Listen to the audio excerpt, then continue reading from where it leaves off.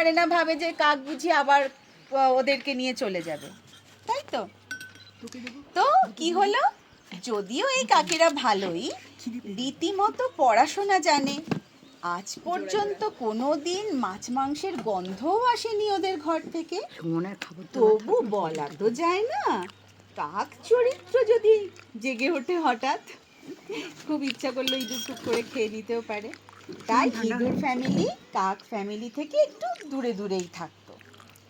একবার হলো কি, চৈত্র মাসের বেলা বেজায় রোদ পড়েছে, এদিকে মাঠের মাঝে একটাও পুকুর নেই, কোনো জমা জলও নেই, জলের ভারী কষ্ট সেখানে।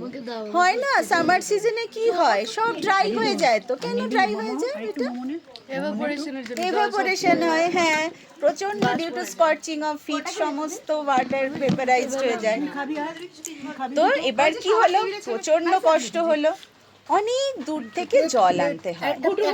ইঁদুর আর ইঁদুর বউয়ের পা ব্যথা হয়ে যায় হেঁটে হেঁটে। কাঠবিড়ালি তো মাঝে মাঝে কাক বউয়ের পিঠে চড়ে যায় আর জল নিয়ে আসে। একা মানুষ সে কতই বা জল লাগে, ইঁদুরদেরই বেশি সমস্যা।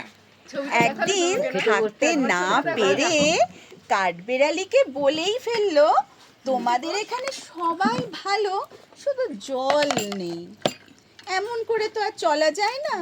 হাঁটতে হাঁটতে বউয়ের ভারী কষ্ট হচ্ছে, ভাবছি বৎসরকার দিনে আর যাব না, তবে বৈশাখ মাস এলেই নতুন বাসায় যাব। শুনেই তো কাঠবিড়ালির বেজায় মন খারাপ হয়ে গেল, শেষে কিনা জলের জন্য বন্ধু হারাবে।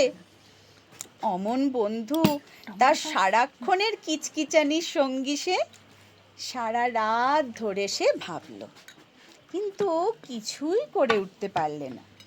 একবার